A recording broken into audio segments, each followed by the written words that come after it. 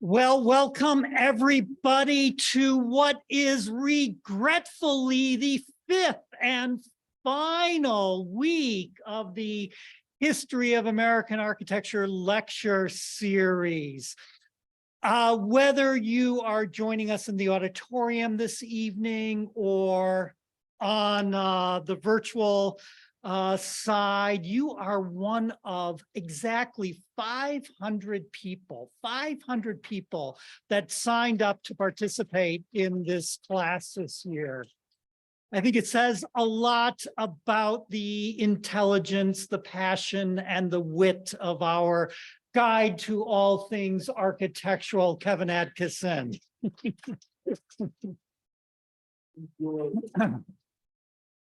I would like to give a final shout out to our friends at the Smith Group for sponsoring the series again this year and for helping us support the work that we do at the center to preserve and share the remarkable architectural legacy of Cranbrook that now includes a building by the Smith Group, the collections wing here at Cranbrook Art Museum. So before I let Kevin take over the podium here, I have a pretty exciting announcement to make. We are going on the road to Wisconsin in June to look at a lot of the buildings that we've been looking at on the screen in person. We're going to be sending out an e-blast maybe this Saturday, maybe next Wednesday, once we get all of the final details together. But it's going to be taking place Thursday night, June 22nd through Saturday night, the 24th. And we're billing this as a Meet Us in Milwaukee trip. Find your way, whether it's by car, plane, or even catamaran to Milwaukee.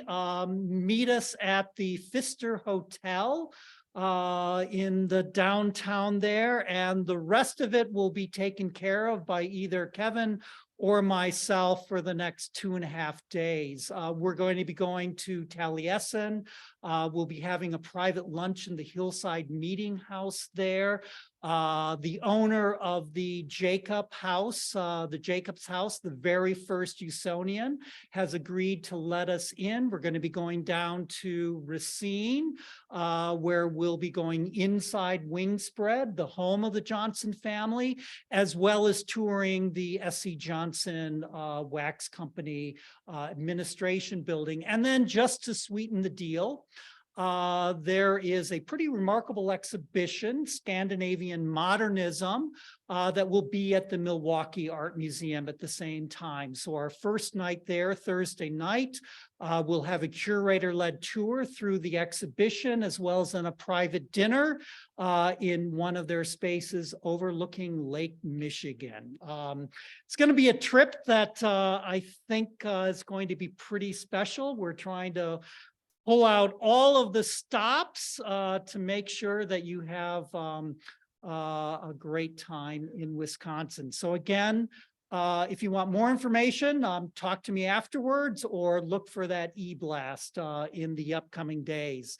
So now, without further ado, I would like to invite Kevin back to the podium here for the final lecture tonight. Kevin. Thank you.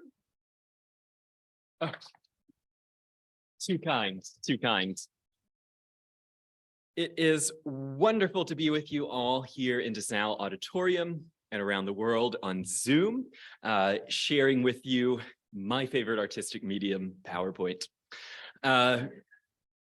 We have learned a lot about Frank Lloyd Wright, and when I started this lecture series, I sort of posited that I don't know who else is more famous than Frank Lloyd Wright. I still don't know.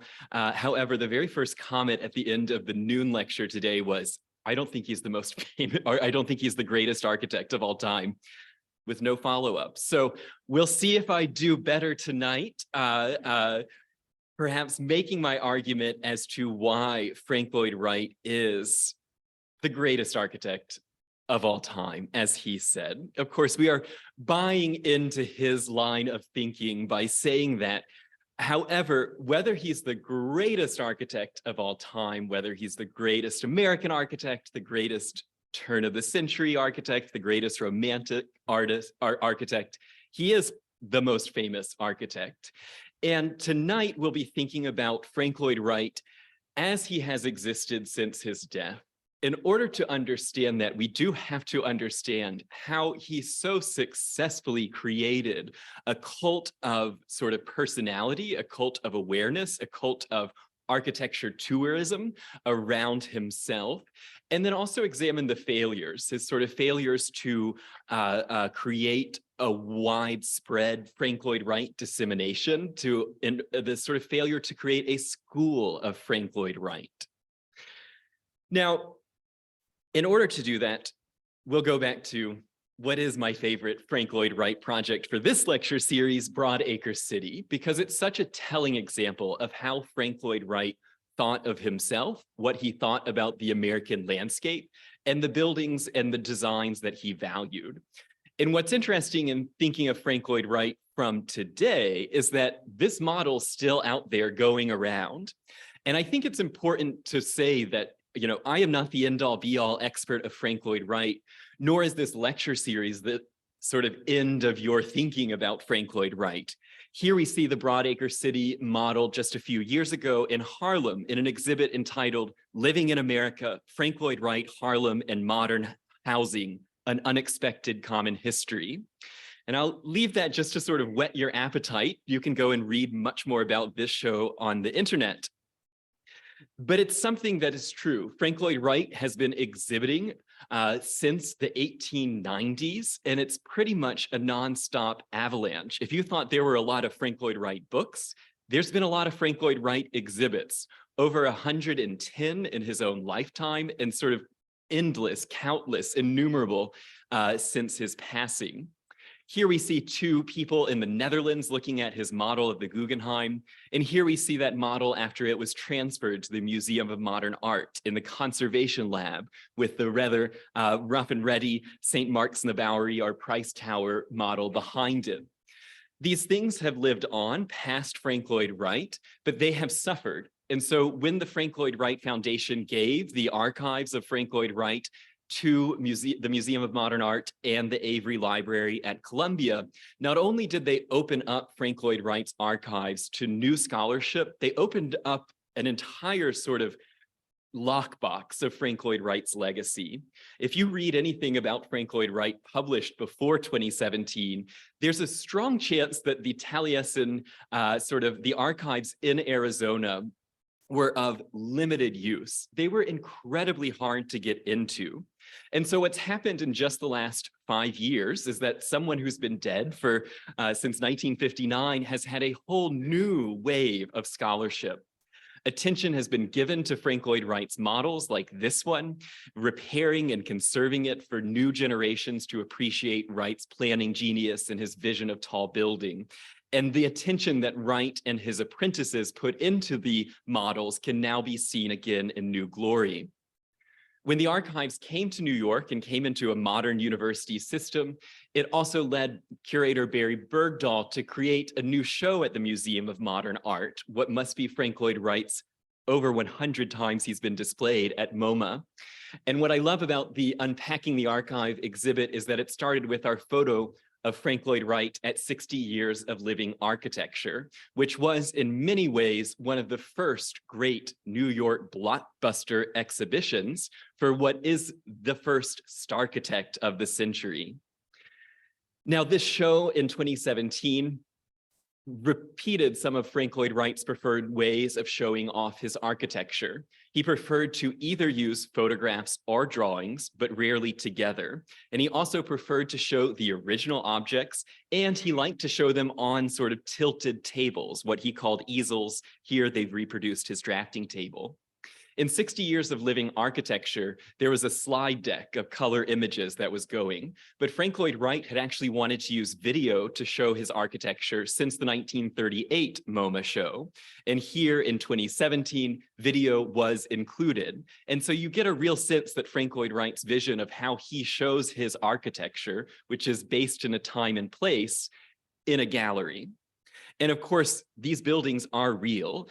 And that's the great joy of this lecture series, is that I hope it has inspired you to go get in your car, get on a train, get in a plane, and go see Frank Lloyd Wright's buildings. Because there are so many that are open for tours.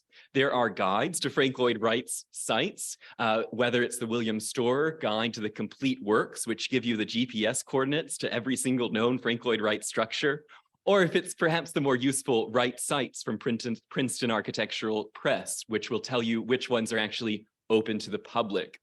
In my research for tonight's lecture, I found a wonderful sort of addenda to the Frank Lloyd Wright Foundation's Guide to Oak Park and River Forest, where a perhaps snarky but rather brilliant architecture historian gave you the floor plan of every Frank Lloyd Wright house in the guidebook with the distance from you to the front door, with this acknowledgement that so much of Frank Lloyd Wright's architecture is experienced from sort of 30 feet, 60 feet from the sidewalk. You cannot go trespassing into these private residences.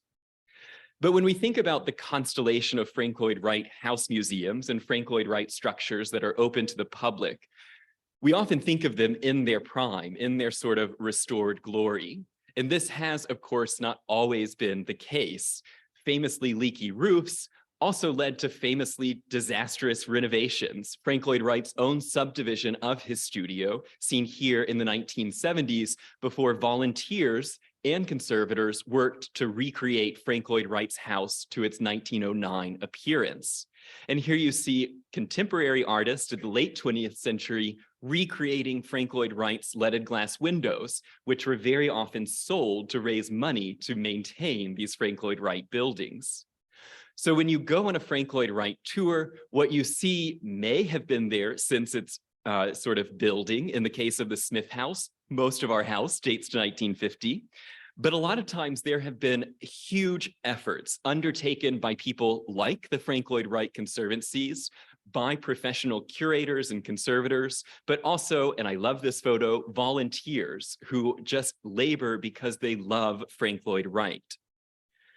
There's been other restoration work that's been taken on by the National Park Service, like the recent conservation of the Hillside Theater curtain. Frank Lloyd Wright said that textiles were the embroidery to architecture, and they finish off his spaces.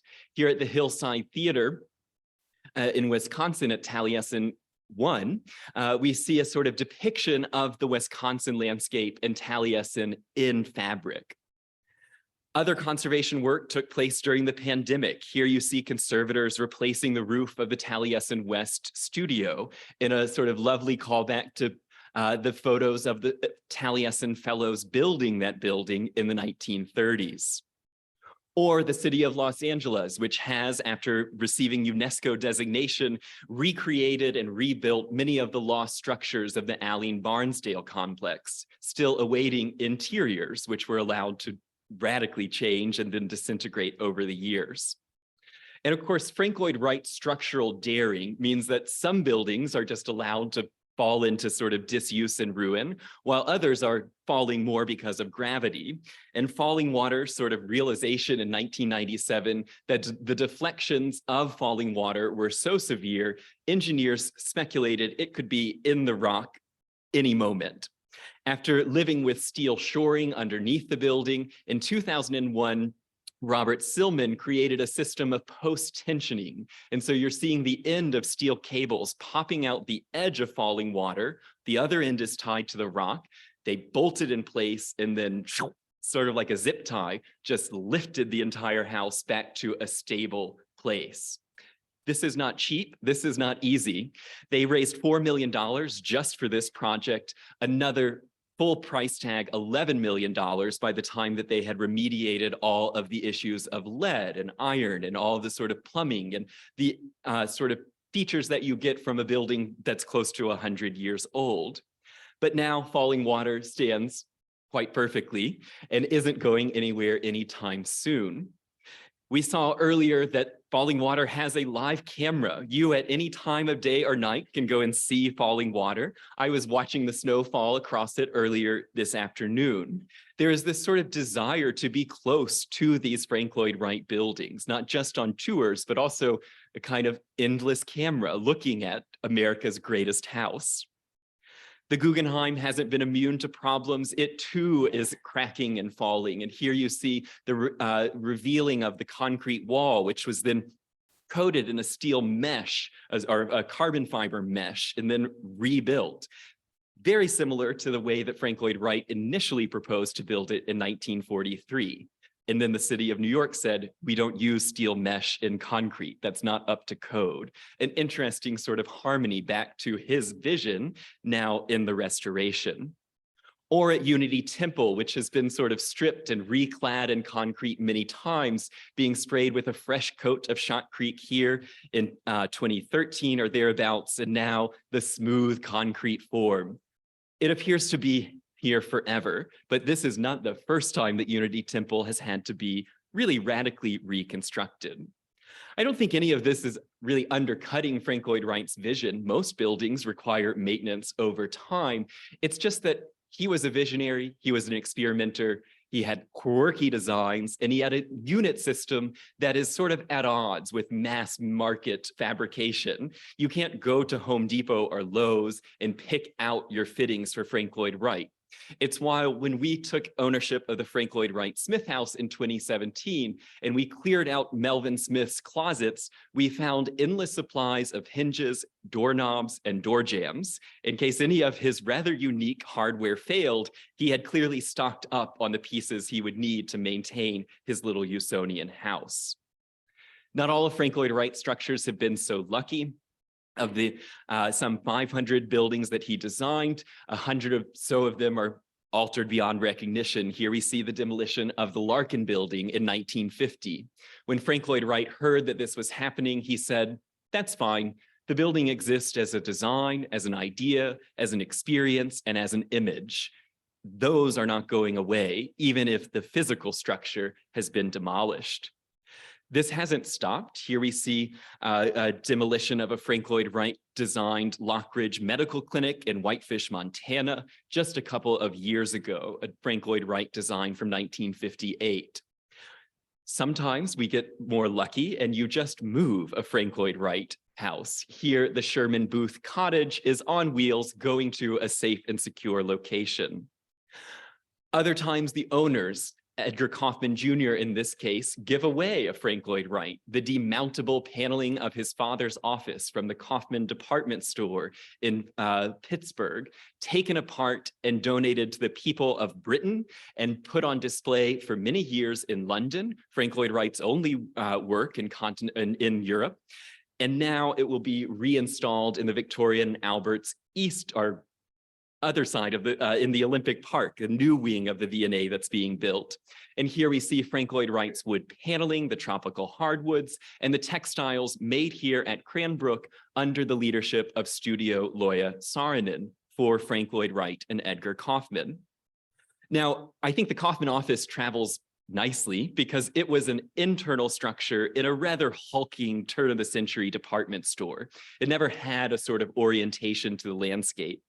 You get into trouble when you begin disembodying Frank Lloyd Wright buildings from their architecture. In the case of the Met, I've always found this building to be a little bit unsatisfying in the sort of American wing. You go from period room to period room to period room, but Frank Lloyd Wright destroyed the room. He got rid of the boxes of colonial architecture, the boxes of Victorian stuff, and he tied his architecture to place and to nature, and he spun his floor plans out into continuous volumes of space with very specific views. So when you take just the living room from Minnesota and demolish the rest of the building, it doesn't quite work as well, I think. In other cases, buildings from Minnesota reappear in Pennsylvania.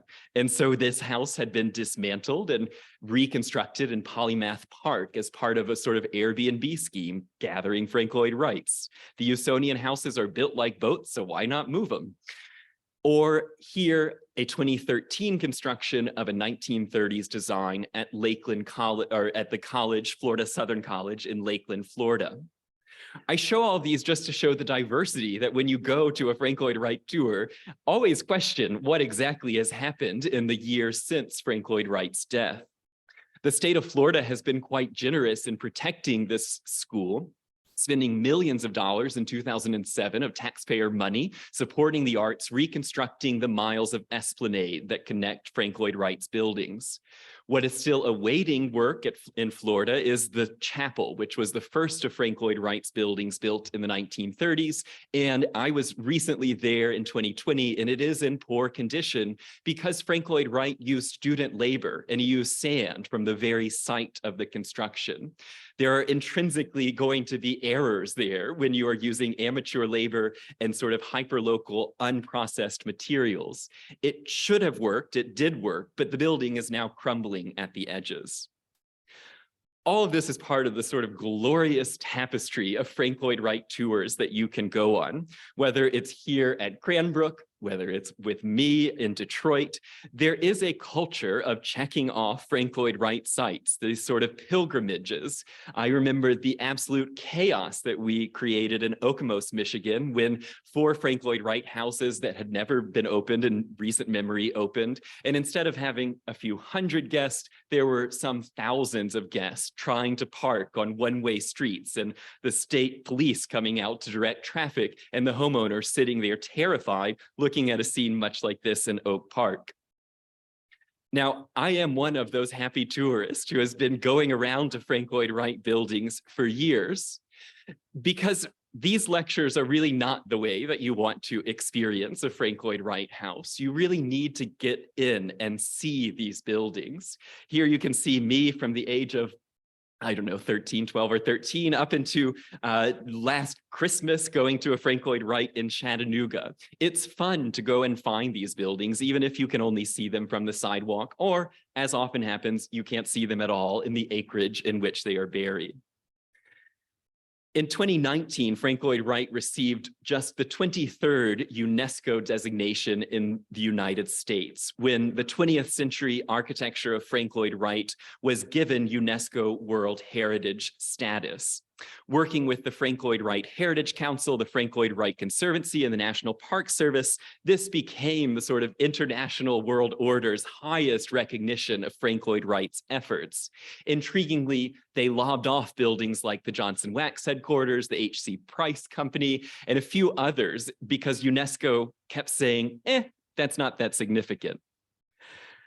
And so we're left to wonder, why is Frank Lloyd Wright significant? Why do we remember him? Why do we line up and create traffic jams to go and see his structures that aren't normally open? And why do we, even here at Cranbrook, sell out tours from May to November every single weekend? Well, because he was really good at branding himself. In the late 50s, after Mike Wallace had established himself as America's sort of NPR voice, the serious reporter doing serious conversation, Frank Lloyd Wright agreed to go on television at the age of 90. He did 2 interviews. It was supposed to be 1, but Mike Wallace was so enamored with Frank Lloyd Wright, they just kept talking. You can watch the whole thing on YouTube. And Frank Lloyd Wright returns to Arizona and he tells the apprentices, boys, do you understand the power of television? The medium has given me the privilege of being recognized in my lifetime. And Wright was really intrigued with the technology, intrigued with the opportunities, and he was enamored with being sort of stopped on the streets of New York, recognized as the Frank Lloyd Wright. We've talked about the house museums and how they've sort of come about, and there are sort of sometimes very simple stories, like the case of the Smith house. The Smiths lived there, they passed away, the family maintained it and gave it to Cranbrook. But probably the most famous Frank Lloyd Wright house and the most famous house museum, the only house museum in the top 20 most visited in the United States to be visited for its architecture and not for these happy people, the builders, the owners, the residents, is Fallingwater. And here we see the Kaufman family, Lillian, Edgar, and Edgar Jr. And they really were a sort of dynamic set of people. Edgar Kaufman Sr. was the manager of Kaufman's department store. He married his first cousin, Lillian. It kept it in the family business. This was typical of Jewish immigrants of the period. But he used his department store to launch a global or a national brand, and he used Fallingwater to reinforce that brand. The building of it was well documented, it was well celebrated, but photos were not released. He was building anticipation of this new home being built in the midst of Great Depression by America's greatest architect. Edgar Sr. and Edgar Jr. were both very passionate people, though very different people. They were both very high achieving. They were both deeply invested in the consumption of goods and good taste. Edgar Sr. with his department store and Edgar Jr. with his work at the Museum of Modern Art as curator of industrial design. It took a while for Junior to get to that role, and he had sort of a period of study in Europe, a period of painting in his parents' attic, a period of finding himself, before he headed off to Taliesin to study with Frank Lloyd Wright. He studied with Frank Lloyd Wright for a very short amount of time because he developed feelings for the man on the far right. Edgar and Paul Mayen, a Spanish architect, would become lifelong partners all the way through Edgar's death in 1989, and they were kicked out of Taliesin together, though Edgar never admitted that that was the case. And so I am sort of speculating here. Got Brendan Gill kicked out of Taliesin forever for saying that, but it's pretty common knowledge now.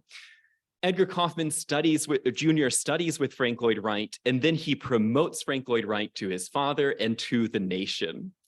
Fallingwater was used as a family home, but not really by Edgar Sr. and Lillian. They had a deeply unhappy marriage, and they really didn't make a lot of use of the house other than PR. It was Edgar Jr. and Paul who turned it into their weekend retreat from the time of Sr.'s death in '55 until Edgar Jr. gave it away in 1963, coincidentally the same year that the overnight sleeper train of the Pennsylvania Railroad stopped running from Edgar Jr.'s apartment in New York to Pittsburgh. Fallingwater, when you visit it today, feels perfect. I think I lyrically, romantically, whimsically described it in lecture 3. I think it is a perfect work of architecture. It's a perfect place. It is transformative. It is beautiful in the way that it sounds, in the way that you move through it, in the way that light filters through the space. And I find it to be sort of perfectly appointed. But this is very much the vision of a curator. It is not how the Kaufman family lived in it. It is closer to how Junior and Paul lived in it, but it very much was meant to tell a specific set of values, a specific set of sort of cultural references, African art, Asian art, European art, the great modern painters, not necessarily there when they were living in the house, but all perfectly set in place by 1963. Edgar Jr. then told the guides exactly what to say about him, not much, exactly about what to say about his family. They weren't Jewish.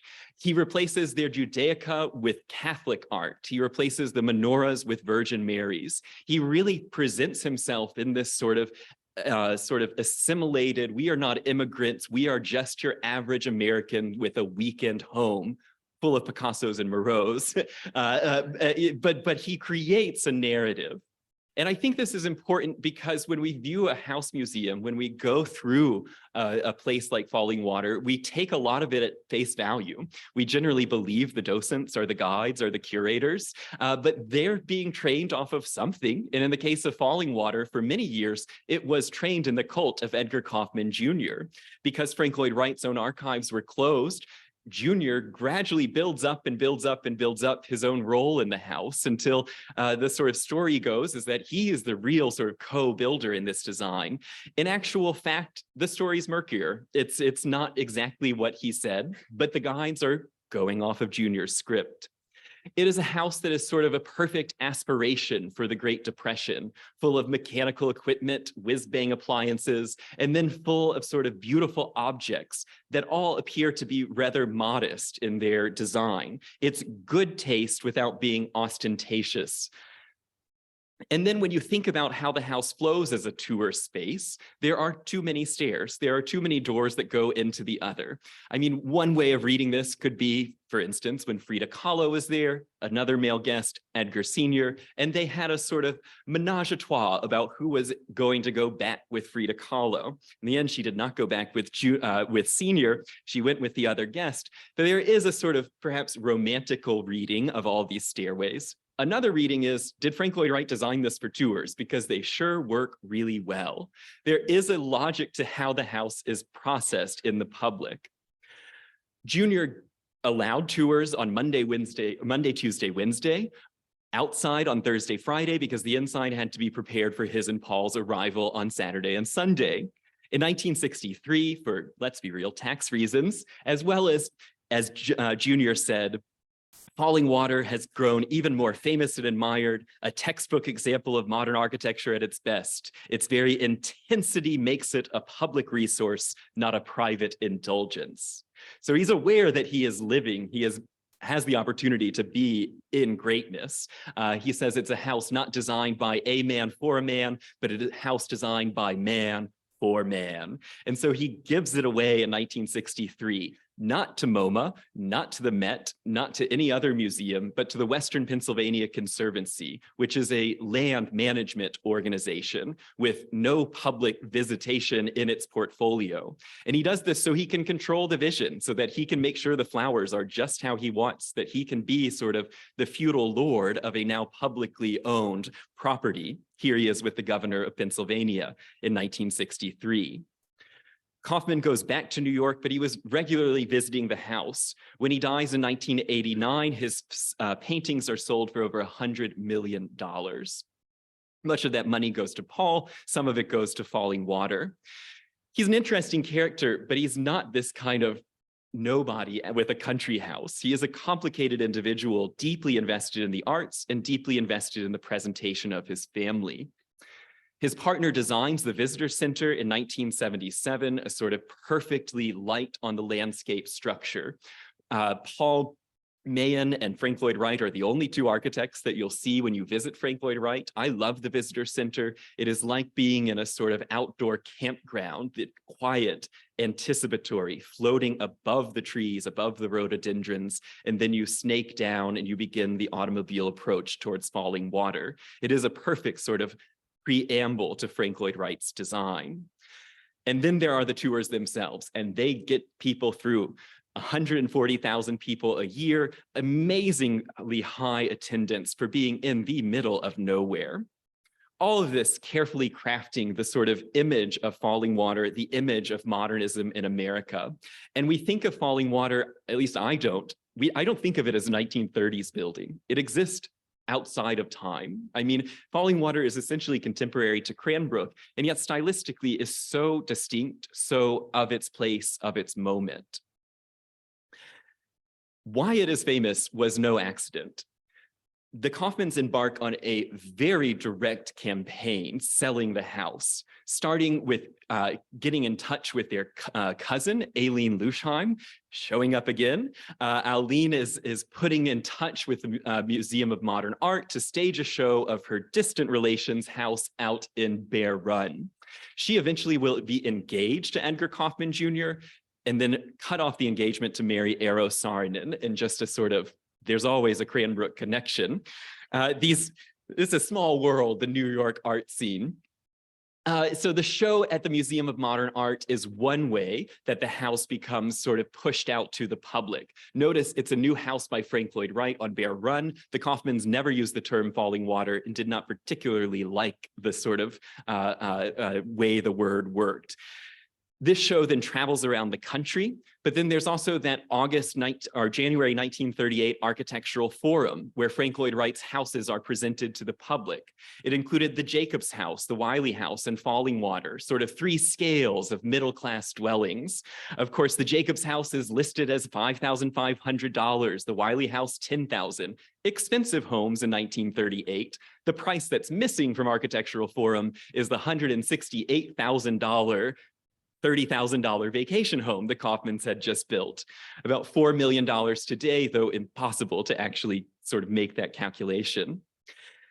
Beyond the magazines, beyond the exhibits, they're in touch with Henry Luce. Claire Booth Luce is a big promoter of Frank Lloyd Wright, particularly against sort of fascism in Europe. And Henry Luce uses the power of time, life, architectural record to nail this house home with the public. We will all know Fallingwater.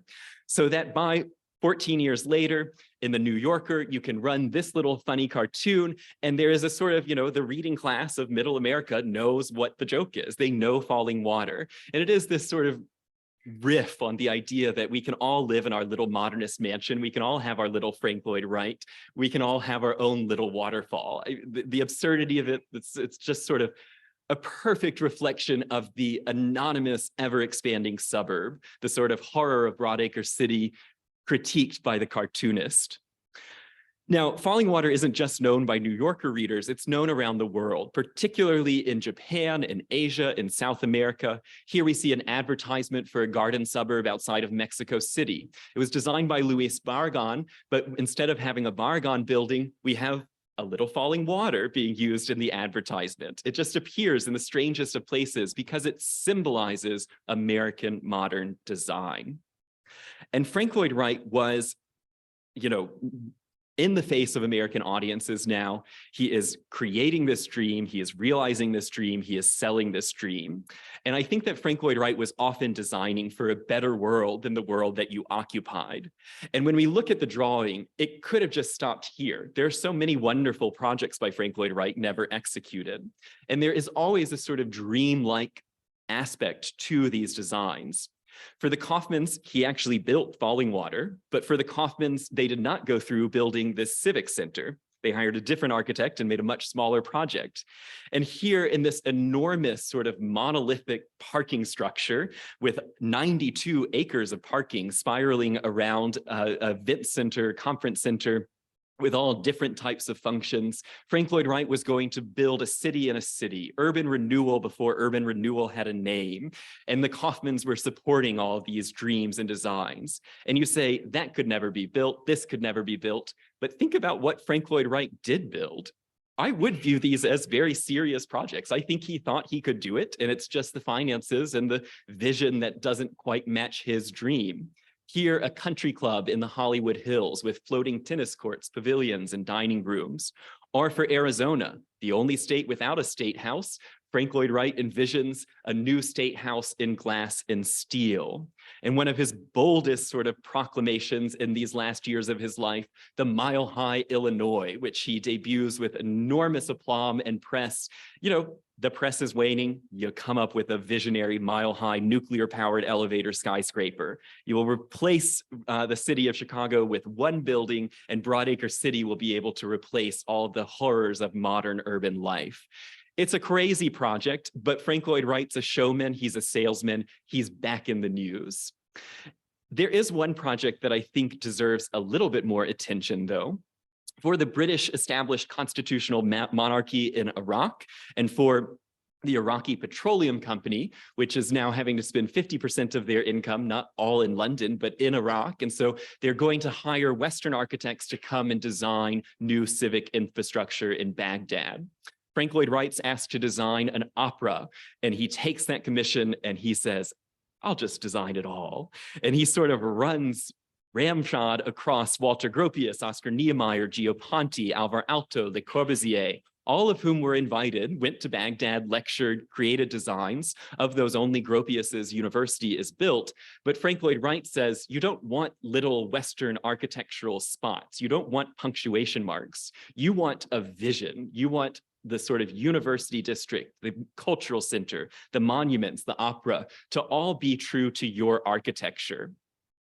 And he creates a sort of contradiction because he spent his entire life up to this point promoting American architecture, indigenous architecture. He's a native son. He ties himself to the sort of indigenous peoples of America, even if he has this very kind of primitive understanding of these things. He is an American through and through. And so when he shows up in Iraq to lecture to the engineers, he sort of tells them, you've made a grave mistake. You should not have hired Western architects. You should celebrate yourselves, celebrate your own history. Now let me do sort of my modern architecture in Persian drag. It is a contradiction of a man who has no limit to the contradictions, that he tells them you've made a mistake and then tells them you should build this enormous complex. But he's looking to Iraq's history, towards the Islamic Golden Age, towards ancient Iraqi architecture, and he's creating his own version of it.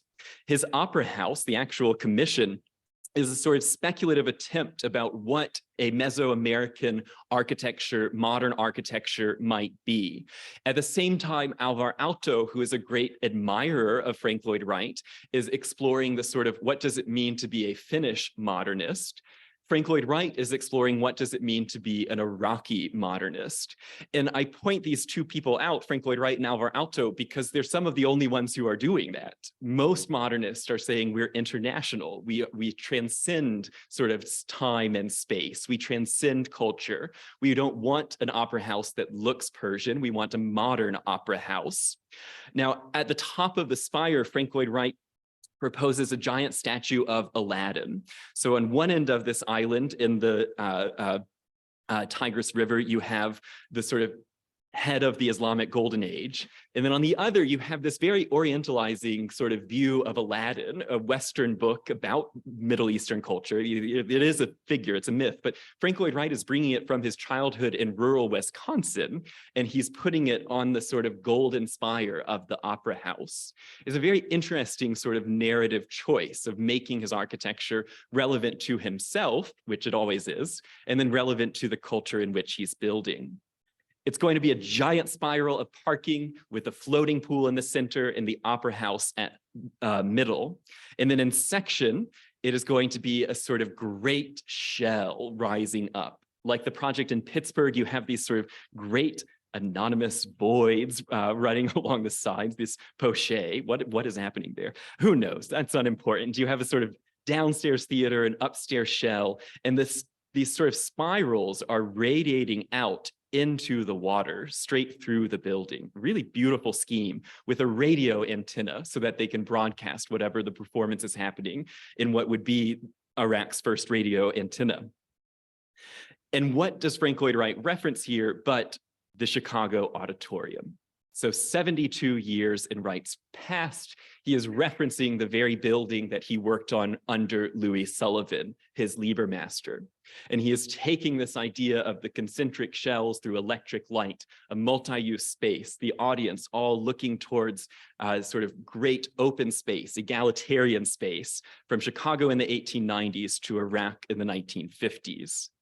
And Frank Lloyd Wright said, you know, that's all I'm looking at. I don't look at other people. But he doesn't exist in a vacuum. He knows Le Corbusier's Palace of the Soviets, probably the most famous sort of meeting hall, a vision of sort of steel structures and tinsels holding sort of suspension bridge auditorium. And Frank Lloyd Wright has to know the Sydney Opera House, which Eero Saarinen has just helped select as the winner of a competition, the Danish architect, for a new icon in Australia. And there are these similarities between the Baghdad Opera House and the Sydney Opera House. He is looking at his contemporaries and then saying he didn't. And we come to Wright's last sort of dream, which says, again to me, all these projects could have happened. It's just a matter of vision, of money, because this is another sort of absurdly large project, an aqueduct of a city hall, library, city services, which you can drive straight through and up and into through a Taliesin associated design gate. And here Wright is really turning towards sort of history, towards Roman ruins in a sort of new way.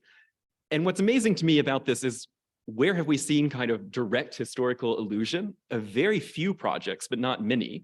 And Wright is constantly reinventing himself. He is very old. He is 91 at this point, and he is coming out with new designs. And that is just such a sort of bold way of existing, to say, I'm at the height of my power. I am the most popular architect in the world, and I'm going to do something new. Now, all of these are sort of dream projects, big visions for government. The Marin County Civic Center is his only government commission. It takes him 91 years to get there. And he's also at the same time going back towards Usonia, to that vision that we saw last week, the small house problem. Frank Lloyd Wright views America as a middle-class country. He doesn't really get bogged down onto the issues of what income level is middle class. He has a sort of movable set of values. He leans towards fascism, communism, socialism, democracy. He's sort of all over the place, always rooted in this deep sort of romantic vision of the American individual. And so he begins to re-enter enter the popular press in ways that are outside of the architectural discourse in the magazine House Beautiful, which he's already at this point had 2 editions of Architectural Forum, a loose publication dedicated to him.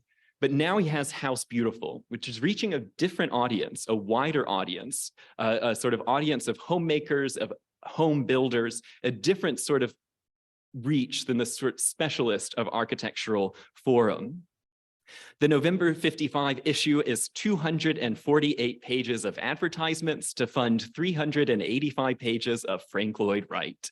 It is an amazing issue, and it's published under the editorship of Elizabeth Gordon with assistance from John DeCoven Hill, who was a Wright apprentice that went to work for House Beautiful to make sure that this was perfect. And Elizabeth Gordon is a fascinating character. I recommend getting the book. It will be on the reading list. She is really this sort of polemical figure in the history of modernism, because here she is visiting Wright in 1946 at Taliesin West. She comes back to New York and she writes a lovely article about this American architect, but privately she says, this man is bizarre and his house is bizarre. She doesn't really like it. But in 1953, she comes out with an editorial that really radically influences the sort of opinion of American modernism in the popular imagination. The Threat to the Next America, where she points out Mises' Tugendhat House, Le Corbusier's architecture as being distinctly internationalist, distinctly American. Never mind that these projects are sort of 25 years old and both architects have moved in new directions. Mises is now in America, head of Armour Institute, IIT in Illinois. She is saying this is a threat to America. This is not American. We need an American architecture. And in the recent biography about Elizabeth Gordon, the scholar speculates, did she really mean to start a revolution, or did she simply mean to sort of drive magazine sales and make us think more critically about architecture? She does start a revolution, and suddenly House Beautiful is at the center of critical discourse. And she gets a telegram from an unnamed sender that says, surprised and delighted, did not know you had it in you. From now on, I am at your service. Godfather. I mean, it's amazing. She doesn't know who it's from. And then it's followed up with a letter a few days later where Frank Lloyd Wright says, why have you been describing the play Hamlet with Hamlet left out? And Elizabeth Gordon writes back, I'm more than willing to put Hamlet back into Hamlet. I've only offered him as a foil to renew the attack of the detrimental effects of the Bauhaus invasion on the true basis of architecture for the next America. I mean, these are statements. And this starts a really important relationship between a high-powered woman publisher and an elderly statesman of architecture going out and changing the kind of popular discourse. This is really what is helping to make Frank Lloyd Wright a household name. Elizabeth Gordon works for the 60 years of living architecture. Some of these artworks are hers. She is using her vendors to get the kitchens outfitted. She's using her resources and pull at House Beautiful to make the show come together. She visits Chicago and she sees Olgivanna Wright's sort of Gurdjieffian movements, a performance by the Taliesin Fellows in the Chicago Goodman Theater. And she sees the outfits, she sees the dresses, the colors, and she tells Frank Lloyd Wright immediately, we need a line of textiles from you. And she uses the sort of power of House Beautiful to convince Frank Lloyd Wright that we must have Frank Lloyd Wright for the general homemaker. Instead of just special clients, instead of those special clients who could afford a Usonian house, everyone should have Frank Lloyd Wright. And so in quite short order, this is an enormously compressed time frame, especially for the scale of an architect, which is long. Frank Lloyd Wright is producing for Schumacher a series of textiles that are still in production today, sort of beautiful books showing all of the different designs. He was doing the designs. She was working on the colors with Schumacher. And then here you can see in the showroom example and in the sort of model apartment at Price Tower of the same period. They're really stunning textiles, really beautiful objects, these bold prints, these architectural graphics. From textiles, she demands that Frank Lloyd Wright produce furniture. And so she pairs up with Heritage Henrenden, who had made some of Eliel Saarinen and Pipson Saarinen Swanson's furniture in the 30s and 40s. And they make a Frank Lloyd Wright Taliesin line. He wanted to have all different sort of a honeycomb line, a Burberry line, a Foursquare line. And they say, no, we'll have the Taliesin line. And you're starting, I think, to see the problem with it. First of all, the ad copy is absurd, but then there's also the kind of graphic quality. We see Frank Lloyd Wright's signature red square, the whirling arrow, but then look at his name. I mean, is that how Frank Lloyd Wright signs a drawing? And then look at these rooms. They're not rooms. They are just floating pieces of furniture. And Frank Lloyd Wright's very suspicious that this will work, to sort of design Frank Lloyd Wright objects and then leave them up to the decorator to place in the home. But Elizabeth Gordon is telling him, we're going. And so she creates a line of paints, the Taliesin palette, which Mr. and Mrs. Wright personally chose 36 hues, as it said in House Beautiful, which will be custom mixed for customers at participating Martin Senior stores. And they name them Taliesin, Spring Green, Cherokee Red.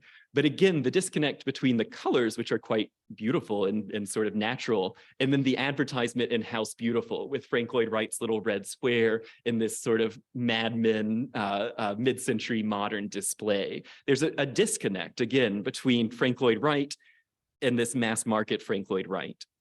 There were going to be carpets from Cariston, and then there were going to be accessories from Minnick. Those never came out. At the Republican Club of New York, they debut the Taliesin Ensemble, and Frank Lloyd Wright looks at this. I can only imagine what comes out of his mouth. And he says, take my name after all of it.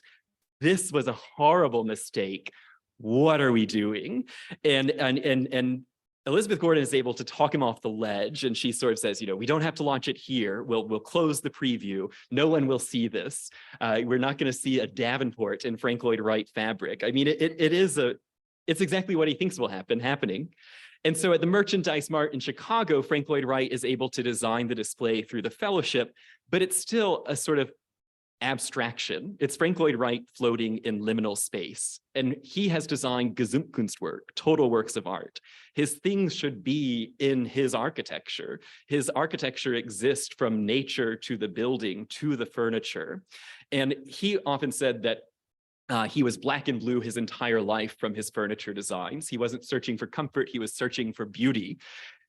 And this is a different product. This is comfort, this is retail, this is being sold at Bloomingdale's, at Wanamaker's, at Hudson's. And the problem is that House Beautiful is unifying it all, but the retail shops aren't. And so they're keeping the fabrics in fabric department, furniture in furniture, accessories in accessories, and they're not creating these sort of interiors that convince homeowners to buy them, and they don't sell. And much like Frank Lloyd Wright's sort of prefabricated Semesto homes, they are Frank Lloyd Wright, and they are good, and I will take them. But they're not the best thing he's ever done. They just don't quite work because they're devoid of this context. And so we have Frank Lloyd Wright, the elder statesman, who has now created these products, and he's writing in his books, you know, don't consume things, don't have basements and attics. Those are places for clutter. Only have beautiful and useful items. And he's creating a line of very conventional home goods. Next door, or near in New York, is the Museum of Modern Art and its seminal series of good design shows, which are introducing American audiences to Charles and Ray Eames, Florence Knoll, Harry Bertoia, Eero Saarinen. The sort of future of furniture, the future of the mid-century American vision is happening, and it's not really happening in Frank Lloyd Wright's line of products. If you put his furniture next to anything by Eames or Saarinen, they're just completely different worlds. It's again that sort of 19th century architect working in 1950s. And so he's a little bit out of the zeitgeist, and it must have stung because it's Edgar Kaufman Jr. who's putting him out of the zeitgeist, because Kaufman is the one who creates the good design show. He says that he sold more goods than his father ever did, but never made a dime, because he was not on the payroll of the Museum of Modern Art. He was a volunteer curator. And this is a sort of ominous portent of things to come, where Wright has lost the total control. He's not thrilled, and his designs are being applied to other products. And that brings us straight up to today. Here are all products that you can go and order from Cassina or Steelcase, from a Swedish acoustical tile company, an Italian bath company. These are all licensed by the Frank Lloyd Wright Foundation. These are licensed designs, over 120 retailers, of things that you can buy from the mind of Frank Lloyd Wright.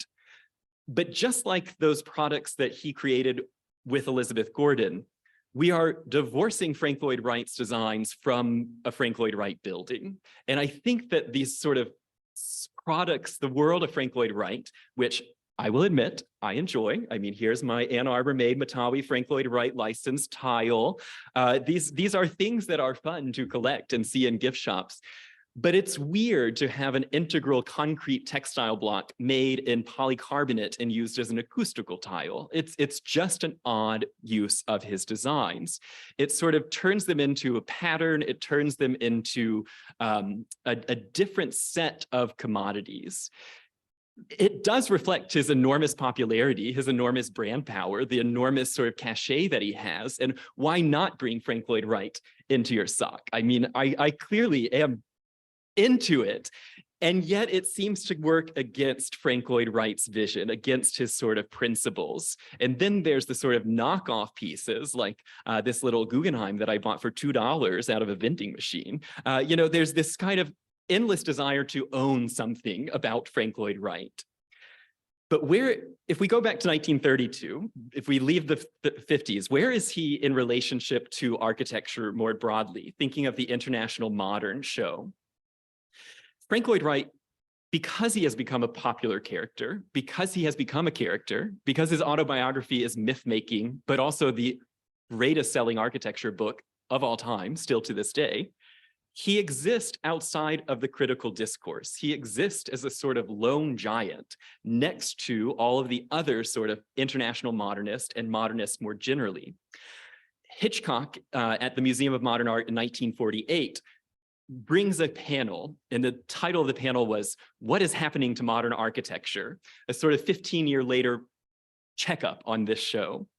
And Hitchcock says, Frank Lloyd Wright is America's Michelangelo. He is isolated and has no successful students. We cannot learn from Mr. Wright, but he can indicate to us what lies, but he can indicate to us that he is less of an enemy than he claims to be, and that instead there are many possibilities of expression within the frame of reference of modern architecture. So sort of praises him, sort of insults him. And he's doing this in front of Eero Saarinen, Gropius. And Frank Lloyd Wright, in relation to these people, you know, he has got the staying power. All of Gropius, Le Corbusier, Mies, they all are becoming systematized. They're all expanding. They all have copiers. SOM, the great, known as the Three Blind Mies. And Frank Lloyd Wright continues to sort of invent, continue to be unreproducible. And so I think of two shows that sort of bookend Frank Lloyd Wright's career, more so than the Museum of Modern Art show, where Frank Lloyd Wright doesn't really fit. He didn't fit in 32. They just keep putting him in because he's American and he's famous and you have to, but he doesn't fit in that narrative they're trying to build. And I think of two other shows where Frank Lloyd Wright refused to fit. At the Chicago Architectural Club, which he refused to ever join, where he takes an entire room to himself and all the other architects have 2 or 3 drawings and he has dozens, furniture, weeds, stained glass. He's kicked out. He's not allowed to exhibit for the next 7 years, but he creates his own world within this scheme. And then at the very end of his life, the very last show that opens right after he dies, where Form Givers at Mid-Century is happening, the Met says, we don't do living artist shows, you can't have your own show. And so Frank Lloyd Wright says, fine, you can put the other 12 architects, Eero Saarinen, Edward Durrell Stone, Gropius, Le Corbusier, Mies, they can be in the other gallery and I'll have my gallery. And he gets away with it. He sort of exists in this other sphere. He is always alongside these people, but doing his own thing. Now, Form Givers comes to Cranbrook. Here it is in 1961. At this point, it's both a memorial to Frank Lloyd Wright and soon a memorial to Eero Saarinen, who will die later that same year. And it just shows the kind of broad appeal that Frank Lloyd Wright has and the sort of broad popular interest that you can't do an architecture show without him, even if he doesn't quite fit in what other people are doing. And so I want now to turn towards the fellowship and what happens sort of late after Frank Lloyd Wright dies. Olga Vanna takes over, she runs it, she turns it into a cult. There's a lot of great books that I've read and we don't have time to go into. Things get weird, things get very interesting. It is both a foundation, it is a practicing architecture firm and an architectural school. And Frank Lloyd Wright's son-in-law and chief assistant, Wes Peters, is really leading the design. He's the son-in-law because Olga Vanna married him off to in the family. And projects that Wright started but hadn't detailed come out, like the Grady Gamage Memorial Auditorium, are my favorite of Wes Peters' buildings, the Van Wetzel, the Purple Cow. And they are sort of recycling Frank Lloyd Wright's ideas. But the problem with Taliesin architects is that they've lost their leader, they've lost the genius. And so they are mining the unbuilt drawings, but I might argue that they're not coming up with a ton of original ideas. And so what happens over time is that there are sort of charming, I like this little bank by Wes Peters, it looks like a Frank Lloyd Wright building, but what is Wes Peters' vocabulary? What is he doing when he's confronted with problems of budget? Frank Lloyd Wright would just tell you to spend more. You are getting a work of genius. Wes Peters can't do that. He can't manipulate the clients. He can't create this sort of love-hate relationship that Frank Lloyd Wright had. Frank Lloyd Wright's clients adore him. Taliesin clients want it to come in on budget. And so you end up with just not great sort of mimicry of Frank Lloyd Wright's architecture.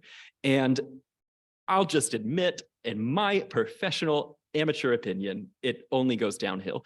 And so you have these kind of generic boxes that are now have the Esplanade from Florida Southern put on.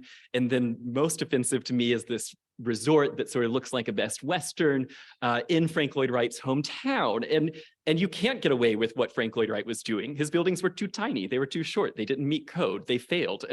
So they're building better buildings, probably, but they've lost that sort of spirit and they're not inventing within the system.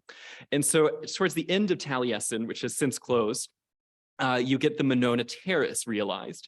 And it is a sort of postmodern interpretation of Wright's original design, where just as the best postmodernist architects mine historic forms and modulate them into abstraction for today, Frank Lloyd Wright's own architecture firm is creating a sort of mirage of Frank Lloyd Wright. It doesn't have the kind of excitement of his proposed design. Now, that's what's happening at the Taliesin Fellowship, and I'll include books in the reading list so you can learn more of the crazy stories. But there are apprentices who sort of come to the master and go out on their own and learn, I think, really interesting lessons. Some of the early ones, like Albert Chase MacArthur, who builds the Arizona Biltmore, which is using Frank Lloyd Wright's textile blocks. So it's Wright's vision of systemized construction in the hand of another architect, creating decades of confusion about, was Frank Lloyd Wright the architect? He was on site as a consultant, but he is not the architect, it's an apprentice. Some of Frank Lloyd Wright's partners in the Oak Park office, like Marion Mahoney and Walter Burley Griffith, have sort of illustrious careers working in their own versions of the prairie vernacular. Edgar Taffel, who helped to build Fallingwater, goes on to sort of expand the Usonian vision. It was said that Taffel could sort of shake out a Usonian house convincingly as Frank Lloyd Wright anyways. Now he's working on his own, building his own house, his parents' house, and he's sort of pushing the bounds of organic architecture in, if not revolutionary directions, very pleasing directions. Other apprentices, like Dumoto, create in Frank Lloyd Wright design communities their own Usonian houses, which are taking from Wright the principles: flat roofs, no attics, no basements, monolithic materials, corners that disappear, compression and release, spatial adventure, sort of up and down roof lines. But it is his own expression. It doesn't look like a copy of a Frank Lloyd Wright. It looks like a house in an organic style. Or Elda Muir. Frank Lloyd Wright allowed men and women in the fellowship, though it wasn't always co-equal in how they worked under Wright. There were men and women designers. And so in Southern California, Elda Muir has a long career designing sort of beautiful little organic mid-century modern boxes. Or the couples that come out of Taliesin, and there were a lot of couples made, relationships built, that create in the mirror of sort of Frank Lloyd Wright and his set of intentional communities in Oak Park and then at Taliesin, where the couples meet at Taliesin, they study with Wright, and then they leave. And here the Drakes have created their own firm in New Mexico. Then there's the architects who are accepted to Taliesin, but I love the line from Alfred Browning Parker, who said, "I accept your invitation, but I'm going to decline it. It's best to study the master away from the flame."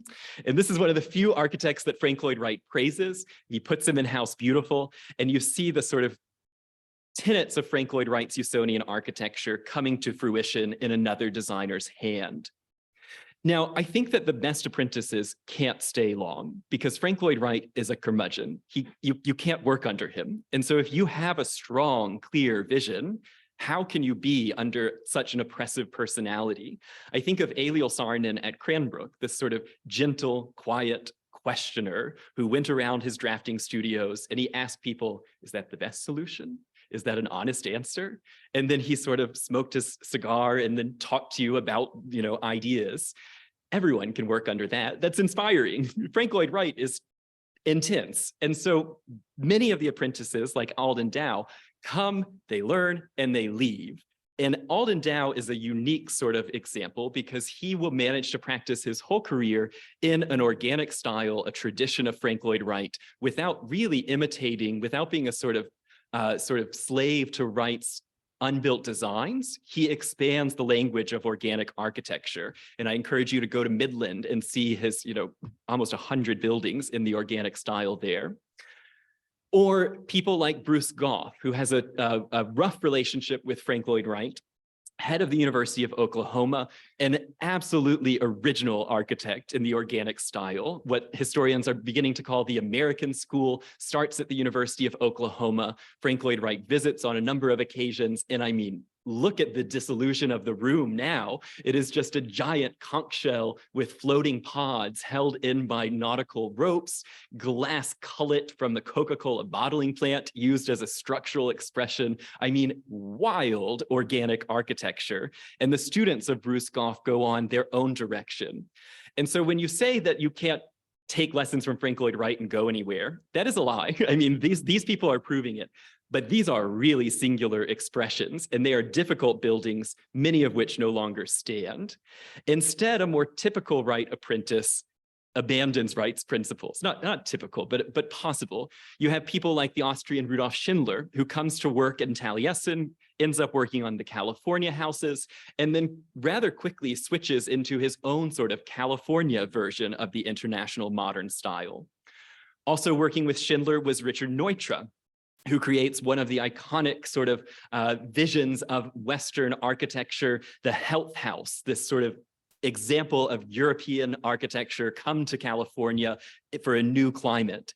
And Neutra will go on to sort of advance his modernism, become quite prolific, and take Wright's clients. I mean, this is quite a falling out for the apprentice. Not only has he abandoned Wright's principles of organic design, but he's taken the Kaufmans. And you have this photograph, this iconic image of sort of modernism by Julia Schulman. And that is Lillian Kaufman, who's laying there not as a figure, but to block out the light from the pool that was getting in the camera frame. But it creates this sort of vision of internationalism in America, the invasion that Elizabeth Gordon warned about. And you compare the Kaufmans to Houses, the Master and the Apprentice, and they are very different sort of interpretations of building in America. But when you look more closely, I think that actually Neutra is taking from Wright lessons of color, of warmth, of texture. There are textiles in that house. It looks so cold in the Schulman photograph, but now you see the sort of wooden elements, the plant life. There is an organic design that is growing beyond what Frank Lloyd Wright did. Now, Wright tries to get his clients back. Lillian Kaufman asks for a divorce and a new house, and you have his proposal for the Boulder house, his sort of, I'll correct your marriage and your life in the desert. You really want to get out of that little glass box. That house wasn't built, but Wright had already demonstrated his sort of desert vernacular with the Usonian elevated at the Sturgis house. And the Taliesin apprentice who was sent to build this was John Lautner, who will create his own version of organic architecture out west. And so you have Lautner's sort of use of the board and batten from the Usonian house, but now just disappearing into a view of the Pacific, advancing Wright in a new direction. And then one of Wright's favorite tricks, if the tree is growing, you keep it growing and you build the house around it. Again, not sort of copies of Wright, but working in his organic mode to create a new expression. And so I think that the best of his apprentices are able to make this shift, to not just repeat what he's done, which is so singular, such an act of genius, but instead propose something new. And this brings us to our next category of architects who really look at Frank Lloyd Wright, learn their lessons, and run in a new direction entirely, and oftentimes say they never looked at Frank Lloyd Wright. Paul Rudolph visits the Rosenbaum house as a child. It's what gets him interested in architecture. And he's one of the few sort of great modernists to admit to liking Frank Lloyd Wright, to wanting to admit to liking Frank Lloyd Wright. And when you look at Rudolph's space planning, his houses, the way that he flows space together, stairs that seem to grow organically around these kind of massive elements of the building, even looking at the color, Cherokee red for Wright, paprika orange for Rudolph. They are, I think, kindred spirits. Rudolph takes from Wright his delicate line work, as well as his sense of space. Frank Lloyd Wright said that you should see a building and understand the great room. And then when you enter the great room, have a different experience. There should be a transformation. Here with the Art and Architecture building, Rudolph shows the great room in the center, but then the actual journey to it is going to be quite circuitous. Where Frank Lloyd Wright had ornament, Paul Rudolph has textured concrete. And so you meander through in this sort of journey, compression and release, the death and rebirth journey of Frank Lloyd Wright, all of it in a completely, I think, unusual and unique and advanced materiality and expression that is part of the critical discourse. So Paul Rudolph bringing the best of Frank Lloyd Wright back into academic architecture, quite literally. And when you get to the great room, it has this feeling of Wrightian space, of swirling space, centrifugal force around a great object. And you look at sort of the Larkin building and the Rudolph School, and you see that he is admiring Frank Lloyd Wright and he's taking lessons from him.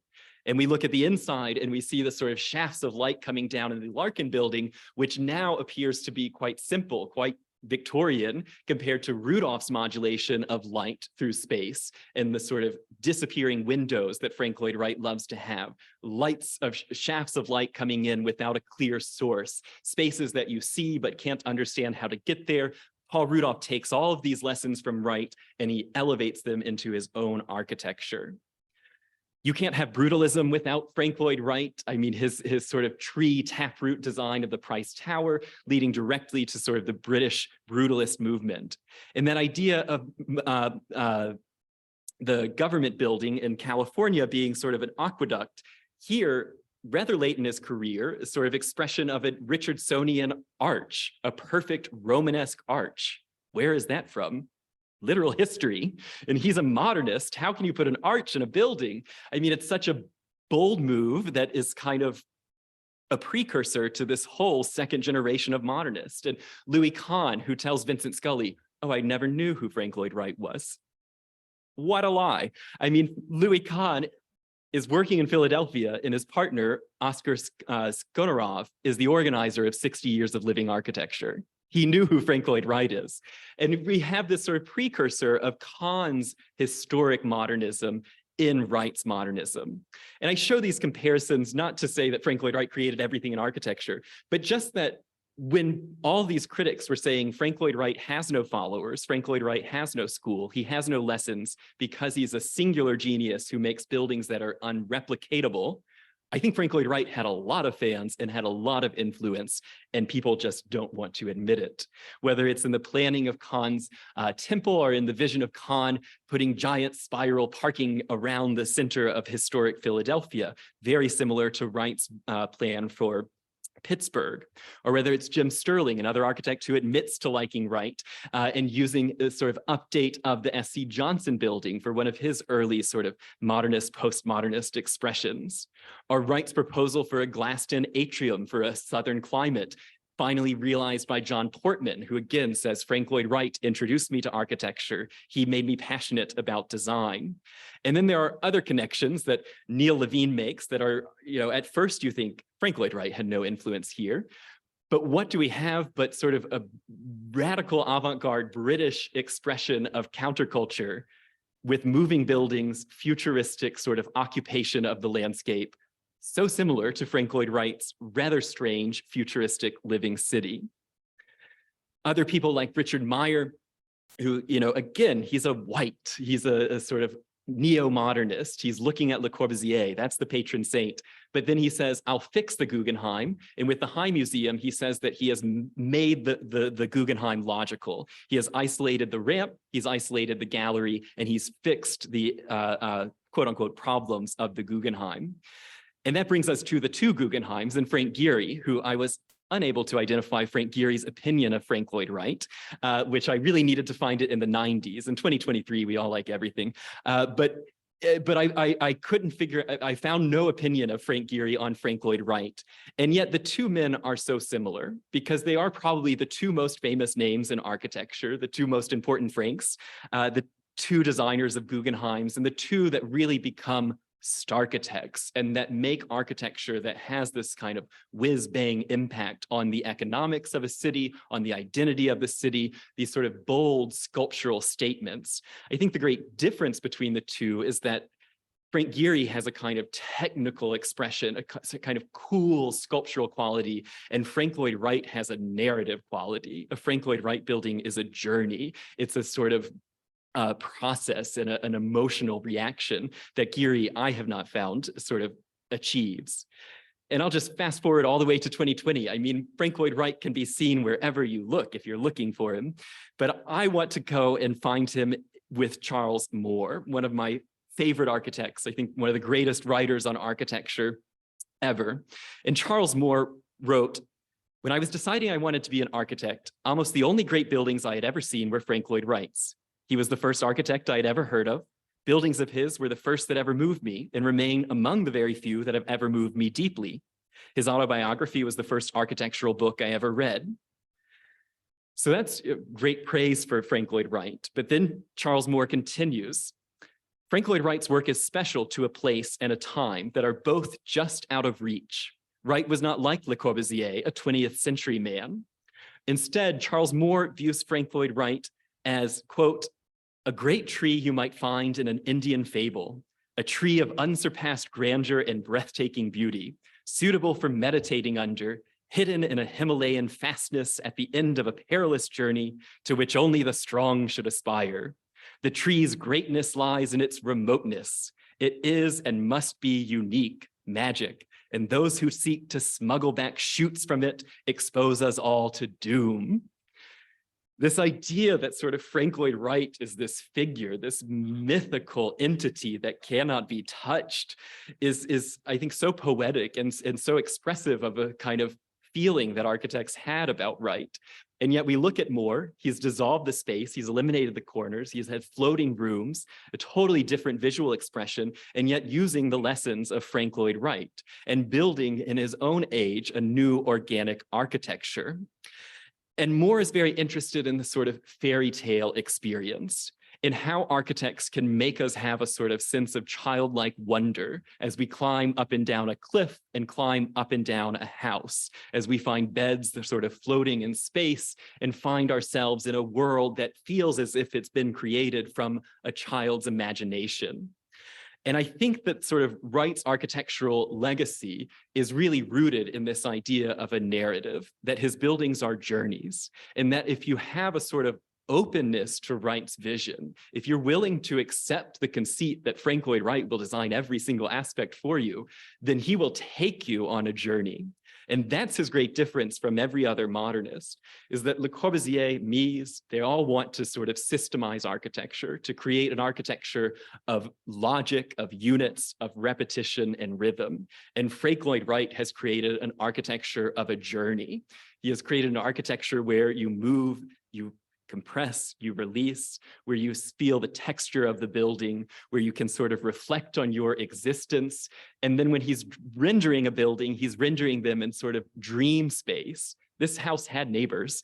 They're not in the rendering, because the rendering is presenting a world that doesn't yet exist, a person that we aren't yet. But if we just lean into the architecture, we can live in this sort of dream. We can live like Aladdin. We can create a new world, a new vision, different from what we already have, more beautiful, more intentional, more complex and satisfying.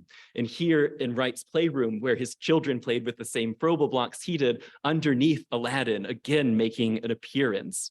And the way that he modulates light, the way that he frames space, the way that he uses ornament as a sort of integral expression of the architecture, or the way that he brings sort of texture and design as an enriching aspect of our lives. It's not an architecture that's a sort of mediocre abstract frame. It's an architecture that is very much engaging us. And that is, I think, Wright's great success, that when he builds a synagogue, he builds it as sort of God's temple on the hill. And I'll come back to the fact that his buildings leak, where we started. And no building leaks as much as Beth Shalom Synagogue. When Olgavana went to dedicate it on the High Holy Days in 1960, it was so leaky they could not dedicate it, and they had to have the service in the basement. And here you see an artist, David Hart, who has taken advantage of the sort of greenhouse-like effect. He's taken advantage of the leaks, and he's growing orchids. It's a beautiful sort of natural response to the apparent failures of the building. But Rabbi Cohen, who built this, thought it was the greatest thing that he had created for his congregation. And he was so proud of this building that still leaks. And to me, there is just this sort of acceptance of Frank Lloyd Wright's genius, that he's going to take you on a journey. He's going to show you the way that your life can be, bring you through this narrative, make your life better on the other side, and to sort of hell with the building if it leaks. Thank you, everyone.